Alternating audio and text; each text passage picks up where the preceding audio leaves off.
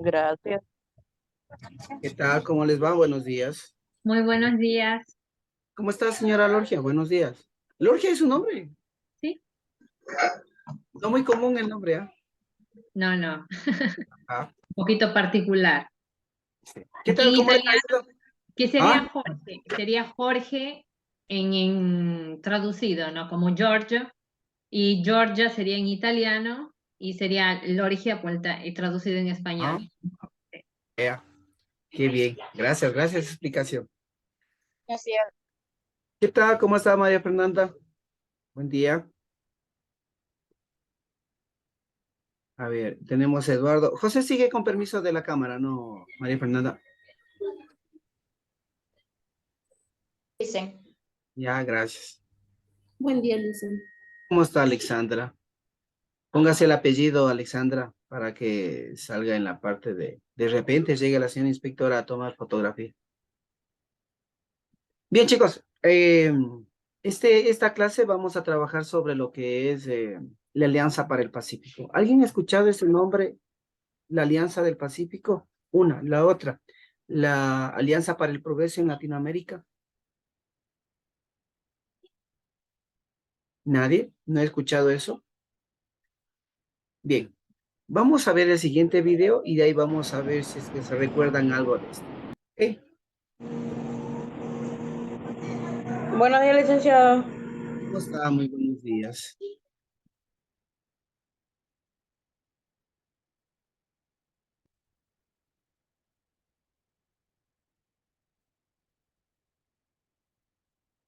Ya, entonces el día de hoy vamos a trabajar sobre este tema que es muy importante para entender las relaciones ¿qué les digo? Geopolíticas y económicas que las hemos vivido en Latinoamérica el siglo anterior y que muchas de esas tienen consecuencias hasta el día de hoy en nuestros países, ¿sí? El por qué la injerencia de los Estados Unidos en Latinoamérica. Bien, entonces, escuchemos.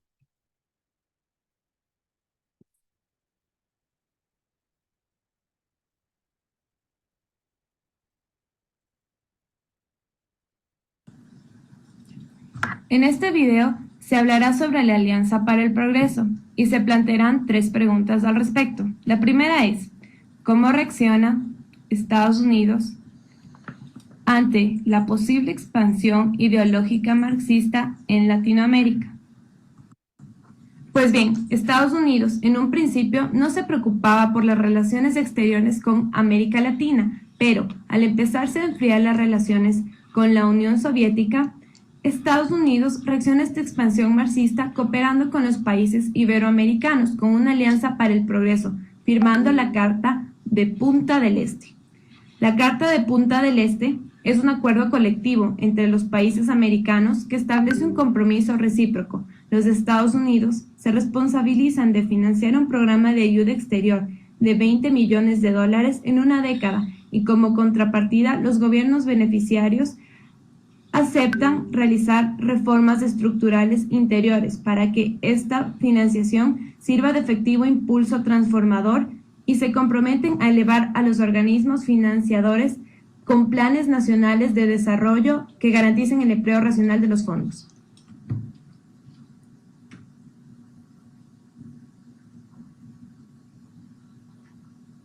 Vamos con la segunda pregunta. Esa era la primera pregunta, ¿no?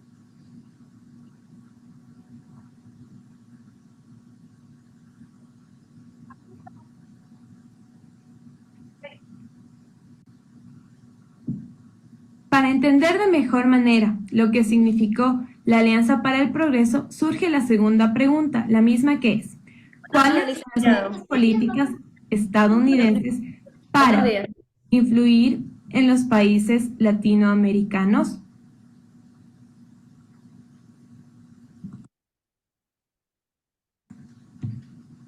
Una de las políticas de Estados Unidos es básicamente la asistencia de seguridad en la zona del Caribe y la presencia de bases militares en los mismos. Muchos países iberoamericanos se niegan y piden que Estados Unidos suspenda la asistencia militar, debido a que ésta se debería enfocar en otros países cuyo índice de abusos a los derechos humanos sea más alto. Básicamente, lo que pretende Estados Unidos en América Latina es demostrar que ellos se preocupan por la protección de los derechos humanos y en centrar refuerzos antinarcóticos. La tercera pregunta es, La tercera pregunta. ¿qué es la Alianza para el Progreso? El 17 de agosto de 1961 se crea la Alianza para el Progreso, la cual fue un programa para el desarrollo socioeconómico de Latinoamérica, que preveía un plan de carácter decenal y fue aprobado por la Organización de Estados Americanos, exceptuando a Cuba. En la conferencia que tuvo lugar en Punta del Este, Uruguay, el hecho de que Cuba no firmara finalmente el acuerdo fue motivado por la esencia del mismo, que pretendía fundamentalmente evitar la extensión de los principios políticos que pudiera aportar al resto de Latinoamérica la triunfante revolución cubana liderada por Fidel Castro. El plan, diseñado para el periodo comprendido entre 1961 y 1970, buscaba la cooperación y ayuda mutua de los estados firmantes, el refuerzo de sus comportamientos democráticos y la redistribución justa de la riqueza obtenida con la inyección económica que procuraría la inversión de los 20 millones de dólares previstos. El fracaso de la alianza estuvo en relación con la falta de realización de las necesarias reformas agrarias y fiscales de los países, así como la propia dirección de la política exterior estadounidense, que suspendió determinadas ayudas y abusó del intervencionismo en algunos estados.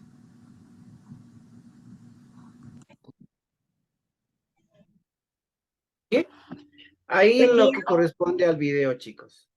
A ver, vamos con la primera. La primera pregunta era esta. ¿Cómo reacciona Estados Unidos ante la posible expansión ideológica marxista en Latinoamérica? A ver, vamos a ponernos en el contexto. Termina la Segunda Guerra Mundial con 4 países ganadores, entre ellos Estados Unidos y la URSS, ¿sí? Rusia. 2 países que tienen 2 ideologías diferentes. Estados Unidos con el capitalismo y la URSS con el comunismo, que en ese entonces se profesaba, ¿sí? Comunismo. Comunismo, esta ideología es representada por Marx, ¿sí? Carlos Marx, ¿sí? Prócer de lo que representa en ese país sobre esta ideología comunista.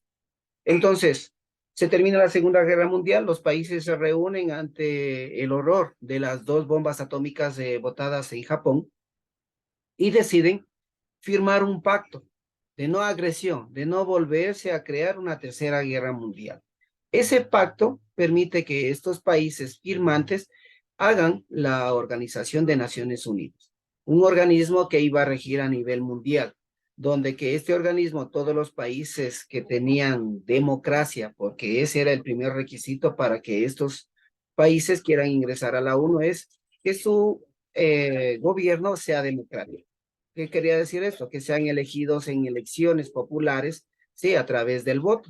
Los gobernantes tenían que ser elegidos así. Entonces era el único requisito. Luego a esto, ¿sí? Estados Unidos se enfocó en la parte de sus relaciones internacionales con Europa y con la parte de Asia específicamente. Empezó a montar un poco de bases militares para ejercer el dominio y el control de todas esas zonas que estuvieron en conflicto. Al fin y al cabo era uno de los bandos ganadores. Se olvidó de Latinoamérica. Y en Latinoamérica empieza a darse la revolución cubana, ¿sí? Liderada por Fidel Castro. Cuba, que queda a unos pocos kilómetros, ¿sí? De Miami, resulta que se libera. Y Cuba en ese entonces para Estados Unidos era como, ¿qué les diría? Como Las Vegas, ¿sí? Las Vegas fue creado a la falta de que perdió Cuba, ¿sí? Entonces Cuba era el centro de distracción, de diversión, de todo lo que puede ser el hecho de una noche de juerga, ¿sí? Pierde territorio con Cuba, ¿sí? Pierde el dominio específicamente de lo que era el dominio político, y Cuba se alía al otro bando, ¿sí? ¿Cuál era el otro bando? La URSS. Entonces, ahí es cuando empieza a tenerse una especie de guerra fría, y ahí van a entender la parte de cómo se articula todo esto. Una pugna que se da entre Estados Unidos y la URSS, donde que empiezan a hacer asistencias económicas, asistencias militares, asistencias políticas, en pos de la ayuda de estas poblaciones. Pero ellos no tenían el interés de ayudar específicamente, sino que estaban cuidando sus intereses de que no sean de pronto espiados, ¿sí? O perder el control hegemónico en la zona donde que ellos tenían o eran, ¿qué les diría? Los dueños de casa, ¿sí? Entonces, tanto la URSS como Estados Unidos empezaron a regarse por todo el mundo con este tipo de asistencia. Entonces, Fidel Castro se alía con con la URSS, le da asistencia, inclusive le dio armamento, ¿sí? Para que siga protegiéndose. ¿Y qué pasó? Estados Unidos ahí se toma en cuenta. Tiene un ojo, un chivo expiatorio a pocos kilómetros y se imagina poner una base soviética a pocos kilómetros con el armamento también que tenía Rusia. Entonces, era un peligro. ¿Qué es lo que hizo? Prestó atención a su patio trasero, como lo consideraba Latinoamérica, y empieza a hacer esta propuesta. Recordemos que en Latinoamérica, por los años 50, 60, sí, hasta los 70, empezaron a tener una serie de dictaduras en nuestros países, ¿sí? Dictaduras donde que los militares tomaron el control y el poder. Seguíamos siendo nosotros entre unos y otros países democráticos, pero recordemos que en esos años José María Velasco Ibarra era presidente del país, sí, recordado político que fue electo 5 veces como presidente. Entre las pugnas políticas que ha habido dentro de nuestro país, siempre ha sido esas, ¿no? Tener oposición por las cosas que hagan, ¿sí? O no tener un reconocimiento por las cosas que dejan de hacer. ¿Listo? Entonces, ese panorama se estuvo viviendo aquí en Latinoamérica. Estados Unidos ofrece a los países a través de esta reunión que se tuvo en Punta del Este, en Uruguay, y les dice, les vamos a ayudar, vamos a invertir 20 millones de dólares aquí en la región. Para aquella época de los años 60, porque esta reunión fue en el año 1961, 20 millones es como decir ahorita 2.000 millones de dólares o 20.000 millones de dólares. Es mucho dinero. Entonces dijeron, wow, sí, pero todo el mundo pensaba que la asistencia de ayuda económica iba a ser para dotar de agua potable, para mejorar los hospitales, para dar lo que corresponde a una mejor bienestar, sí, a la gente, mejores carreteras, cosas. Nada de eso se hizo. Lo que se hizo la asistencia fue en ayuda militar, ¿sí? En ayuda en ese entonces contra la democracia, en ayuda quizás más adelante fue contra el terrorismo, que lo decían así, con el narcotráfico. Entonces, Estados Unidos no es que vino de generoso a dar esos 20 millones y nos cobró con creces y mucho más de lo que él invirtió aquí en nuestros países a través de todas las cosas que hizo. 40 años de dominación respecto de este proyecto de la Alianza para Latinoamérica, la Alianza para el Progreso de Latinoamérica. Entonces, no hubo obra social, sino hubo el hecho de poner bases militares en los países donde que estaban de acuerdo. Entonces, Estados Unidos, ¿qué es lo que hacía? Frenaba esa ideología, esa corriente que pasaba de Latinoamérica, ¿sí? De esa liberación específicamente del poder de Estados Unidos. Entonces, esa fue la principal motivación que tuvieron estos para poder invertir aquí, ¿sí? Pero como les decía, esos 20 millones de dólares no era con todos los países, ni tampoco era de manera igual, ¿sí? Era desigual. Con los países amigos o los que era mayor condicionamiento, digo, cumplían, porque eso también, no era que venían y daban, a ver, Fernanda, usted tiene que cumplirme tales y tales y tales cosas. Si usted quiere que le dé un poco de plata. Si Fernanda no hacía eso, entonces, no hay tal, vamos por otro país. Sí, Alexandra, sí, en su país tienen que hacer esto. Sí, se cumplió. Tenga, aquí le damos una partecita de los 20 millones. Pero casi la gran cantidad de ese dinero fue en inversión de militares, sí, en la parte de la inversión de tanques, de armamento, de poner bases, de helicópteros, de aviones. ¿De qué le servía a la gente eso? ¿Sí? De nada. Lo que le servía a Estados Unidos, sí, para tener respaldo de que en Latinoamérica, sí, su patio no haya otra ideología u otra corriente como la que se le fue en Cuba. Bien, vamos a la segunda pregunta. ¿Dónde estaba? Acá está. La segunda pregunta era esta. ¿Cuáles son las nuevas políticas estadounidenses a influir en los países de Latinoamérica? Con esta propuesta de invertir los 20 millones, ¿sí? Estados Unidos empezó a ejercer presión para ver quiénes son los países amigos y quiénes no son los amigos. Entonces, si no firmaba con Estados Unidos, no estaba de acuerdo a las reglas que ponía Estados Unidos, entonces era mi enemigo. ¿Y quién era mi enemigo? La URSS. Entonces, ¿qué pasaba con estos países? No tenían otra posibilidad más que mirar los ojos hacia la Rusia, pero estaba en otro continente, muy lejos. En ese entonces las relaciones diplomáticas, había que viajar en avión uno de otro, y todo se sabía. Entonces, con esta situación de las relaciones de la Guerra Fría, era como les decía, como estar espiándonos en un barrio de puro chismosos y todo el mundo sabe, pero nadie le dice las cosas que le está pasando, ¿sí? Le están espiando. Las políticas que implementa Estados Unidos acá fueron de sometimiento específicamente, ¿sí? Sometimiento a lo que Estados Unidos pedía y decidía hacer. Entonces, lo que ha hecho aquí en el Ecuador, alguna vez el mando militar estuvo bajo el mando de los estadounidenses, ¿sí? Nuestros generales, nuestros comandantes tenían que recibir órdenes de los militares estadounidenses para poder hacer las cosas. Entonces, no había autonomía. ¿Cuál fue la situación que les obligaba a esto? Bueno, el hecho primerito de que el gobierno de turno, ¿sí?, aceptaba las condiciones y a través de los políticos que era el Congreso Nacional, ¿sí?, se aceptaba todo esto en beneficio supuestamente de una parte de los jugosos 20 millones que teníamos para la zona de Latinoamérica, ¿sí? Pero como les decía, no era en beneficio social, sino era en beneficio militar. Y muchas de las veces la cúpula militar y policial ha recibido los beneficios y ni siquiera la tropa. Entonces, fue en poco.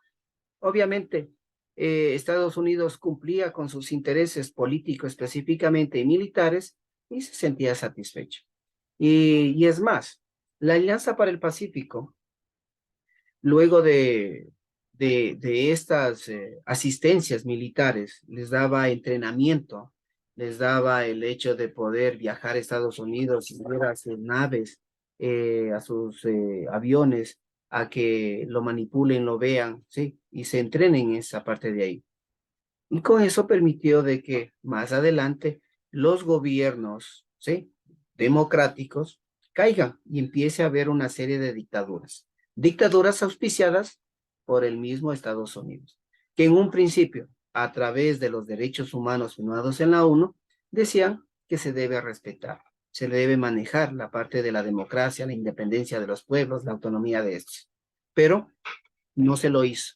Entonces, fácilmente hubiera sido controlable todas las dictaduras que en Latinoamérica duraron entre 20 y 30 años, ¿sí?, de dominio de estas dictaduras, ¿sí?, estuvieron a vista y paciencia de Estados Unidos, que nunca hizo nada, porque básicamente les convenía, eran aliadas, ¿sí?, o alianzas que se habían hecho previas a esto, ¿no?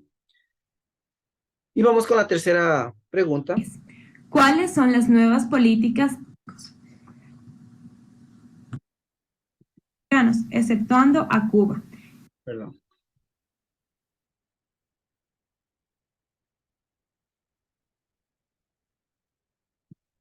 Y la tercera pregunta, ¿qué significa la Alianza para el Pacífico? Específicamente perdón, para el progreso.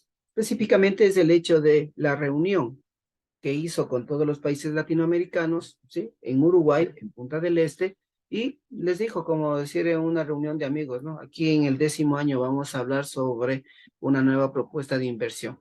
Los que están de acuerdo, ¿sí?, se quedan, y los que no, salgan. ¿Ok? Entonces, en esta necesidad de dinero que se necesitaba en la zona, en la región, ¿sí?, todo el mundo estaba ávido. Pero como les dije, la propuesta de esto era recibir dinero para hacer obra social. Todo el mundo pensaba que iba a hacer eso, pero no lo fue así, ¿sí? Engañó a Estados Unidos y lo que les dio es asistencia militar. Tuvo la oportunidad de poner bases militares aquí en América del Sur, en Centroamérica, para poder mantener el control y dominio de la región. Con eso frenaba, ¿sí?, la parte de la ideología comunista se venga y se centre aquí en Latinoamérica. Bien. Ahora hay que tomar en consideración, a raíz de esta incidencia de la Alianza para el Progreso es que aparece el nombre del imperialismo. Sí. Entonces me recuerdo que en mi época, cuando yo era joven, todavía había esa parte de luchemos contra el imperialismo. Sí, el imperialismo se refería al dominio total de que tenía Estados Unidos sobre el mundo y sobre todo sobre Latinoamérica. Sí, porque en el mundo estaba polarizado durante 40 años, sí, esa pelea y esa pugna entre lo que es la URSS y Estados Unidos. La URSS pierde su dominio hegemónico respecto de su ideología específicamente porque dentro de la misma URSS, ¿sí? Dentro de la misma Rusia como su capital, hubo personas que incidieron para esto, ¿sí? Entonces uno de esos era Mikhail Gorbachev, que se convirtió de esa faceta de comunista en un capitalista. Entonces eso ya será tema de otra clase, para que ustedes vayan entendiendo los hilos y la parte de la conducción de la historia de lo que ha sucedido en Latinoamérica. Ahora, chicos, ¿será que ahora ya podemos entender la injerencia y la incidencia que ha tenido Estados Unidos dentro de lo que es Latinoamérica? ¿Será que vamos ya entendiendo la parte de lo que es hacia dónde llega la asistencia social? Porque muchas de las veces vemos que existen guerras, conflictos en el mundo y los primeros que asoman por ahí son las Naciones Unidas. ¿Sí? ¿Auspiciados de qué? De víveres, de alimento, que a veces supuestamente llega ya, pero muchos de esos víveres y alimentos van camuflados con armamento para las zonas rebeldes. Y esa ha sido una de las tácticas o técnicas que ha utilizado todo país, ¿qué les diría esto? La URSS, Estados Unidos, hoy en día, cualquiera de los otros países que se sientan, como diría, como paladín o como el Superman para defender a los pobres de ese país invadido, por decirlo, los rebeldes, en Siria pasó eso, ¿sí? Ah, un conflicto armado dentro de su misma población por el asunto de la religión, ¿sí? Auspiciaron de bando y bando, ¿sí? Rusia auspiciaba al gobierno sirio y Estados Unidos auspiciaba a los rebeldes, ¿sí? De Siria. Y se daba esa pugna. Entonces la pelea no era entre los sirios, sino era básicamente entre las dos potencias. Y lo único que utilizaban como marionetas en esa población de ese país. Entonces, aquí empieza a tener un juego tan trascendente los medios de comunicación, ¿sí? En un principio las Naciones Unidas necesitaba de que todo el mundo se entere qué es lo que están haciendo, pero no se lo podía hacer porque no había medios de comunicación y se empieza a masificar todo esto. Entonces empiezan a desarrollarse la televisión específicamente, la radio, ¿sí? Para que difundan todas estas novedades que lo hacen.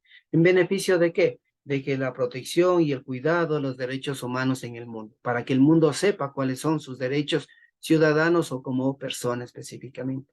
Y en base a esto se ha hecho una serie de, ¿qué les diría esto? Violaciones estrictamente a los países en su autonomía, violaciones dentro de lo que corresponde a las personas, ¿sí?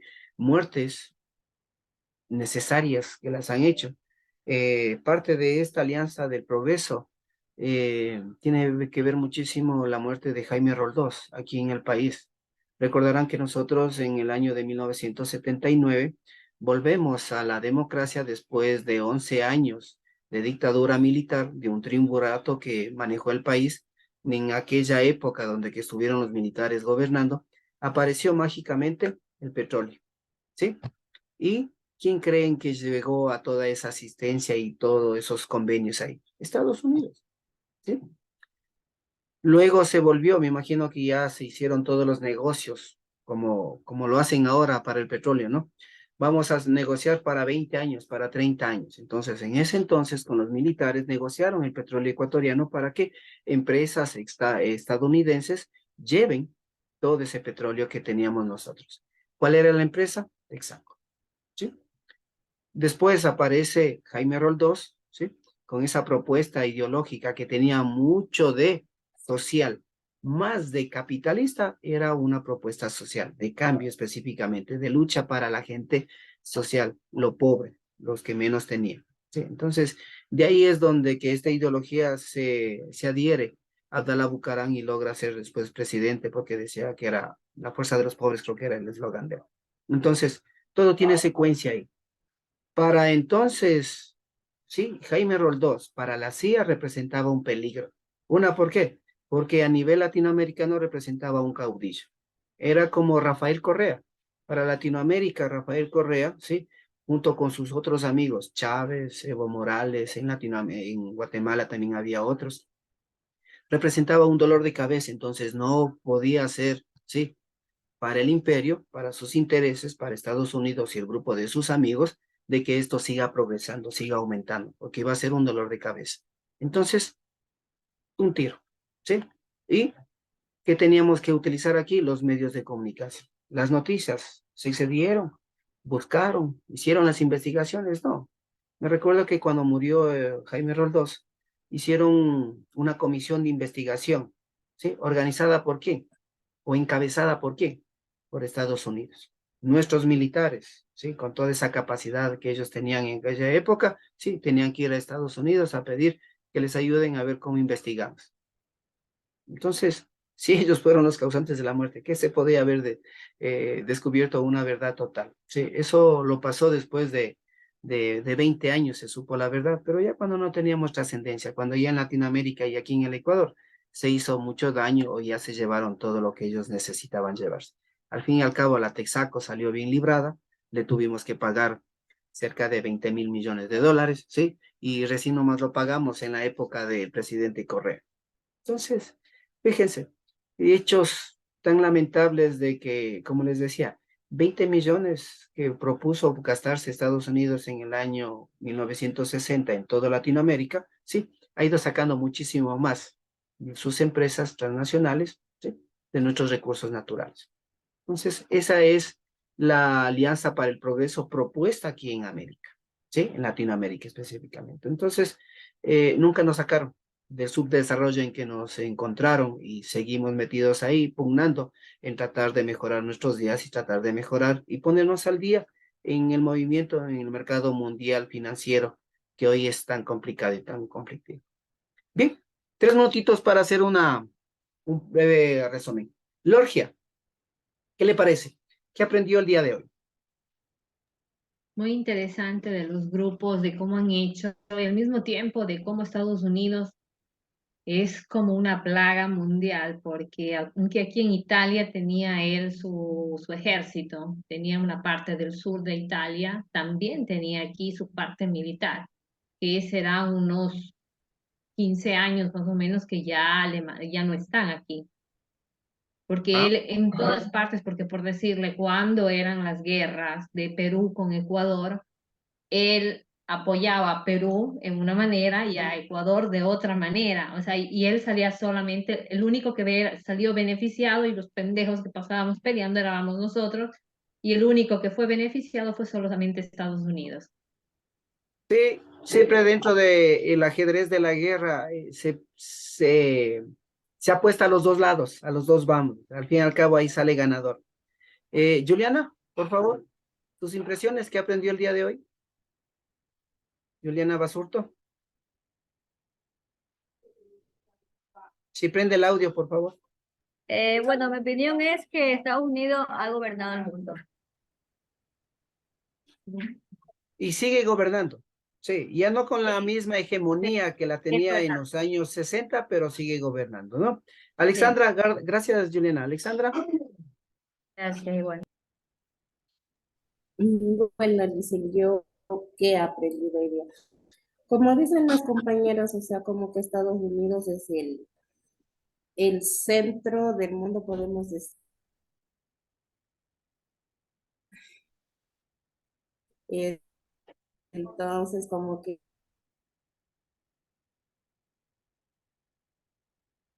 Se le fue el internet a Alexandra. Gracias, Ale. Está bien bajito el Inter. A ver, vamos con María Fernanda hasta que mejore el Inter.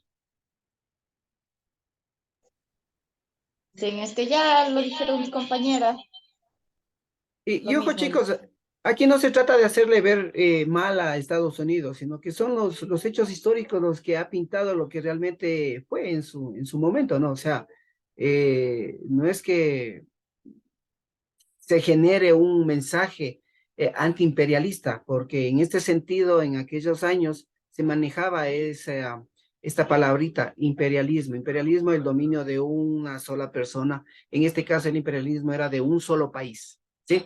Un solo país con sus amigos, porque para aquella época Estados Unidos tenía el poder armamentista más mortífero de aquella época, sí, las bombas atómicas. Entonces, eso era sinónimo de dominio y había que aprovecharlo. Y Estados Unidos lo aprovechó.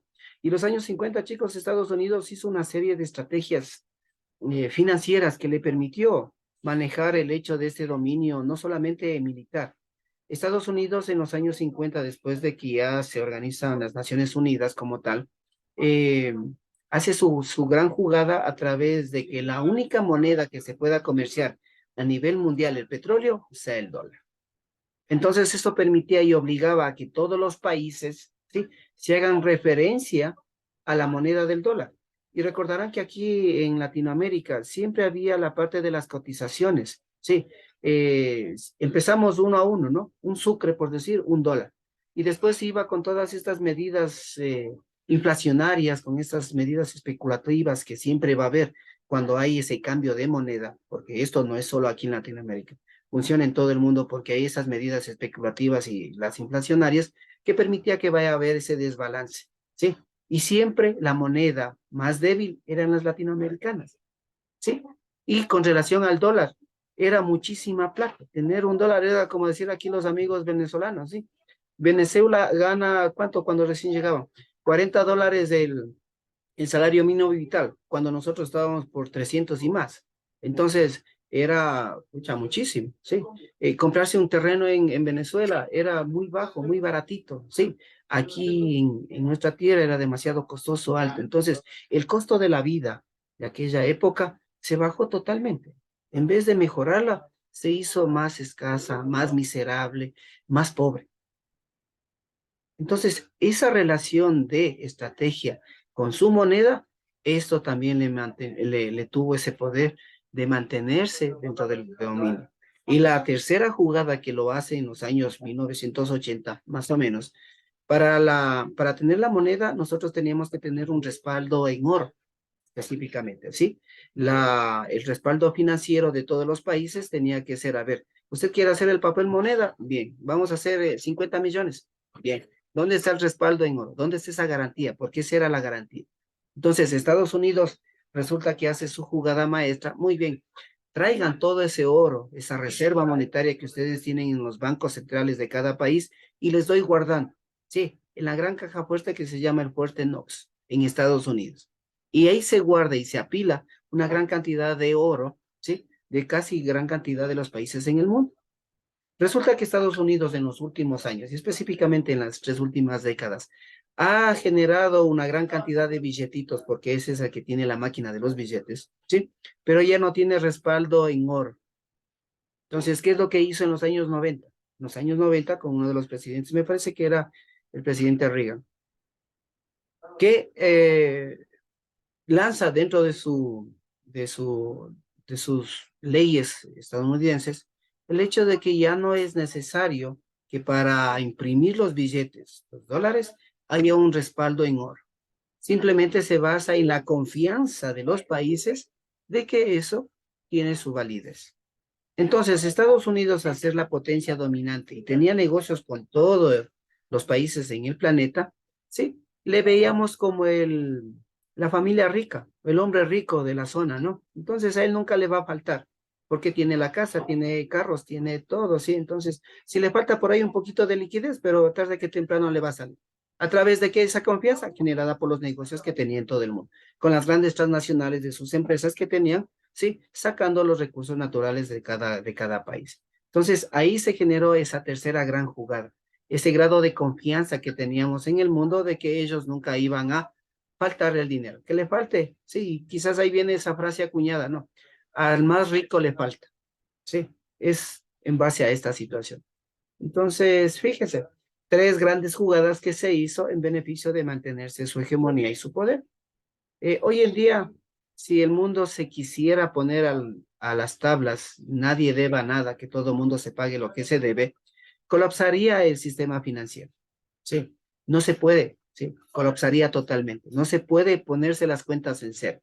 Entonces, esa situación de las deudas externas, que hoy en día ya no se maneja mucho porque no es que ya no se hable, quiere decir que no tengamos deuda. No, sí tenemos deuda, todos los países en el mundo tienen deuda, sino que ahora ya no se habla y se habla en voz bajita porque el mayor deudor en el mundo se llama Estados Unidos. Entonces ya no vale hacer mucha publicidad porque el que debe más, la gran potencia, sí, ya no tiene el suficiente dinero para respaldar y pagar todas sus deudas.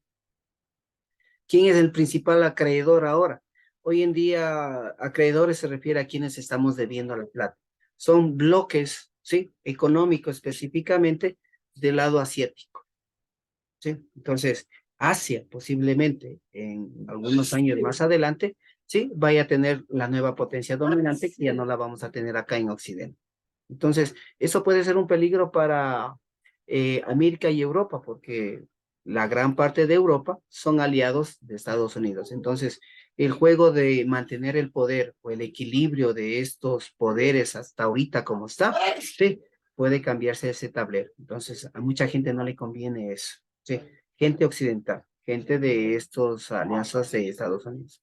Bien, chicos, quizás ahí un poquito de la historia y entender el por qué estos juegos o estas marionetas que a veces jugamos los países en la actualidad. Se refiere a todo esto, ¿no? Ya aquí ya hablar sería solamente como hablar de teatro o de una novela, que no parecía, pero es algo real, ¿sí? Las cosas que se manejan son cientos de millones de dólares que no importaría darlo con tal de mantener el asunto establecido como es hasta ahora, ¿sí? Así es que, chicos, nos vemos la próxima clase. Un gusto. Chao. Nos vemos. Gracias, licenciado. Tenga lindo fin de semana. Ah, cierto. Ahí hay una prueba que está rodándose por ahí.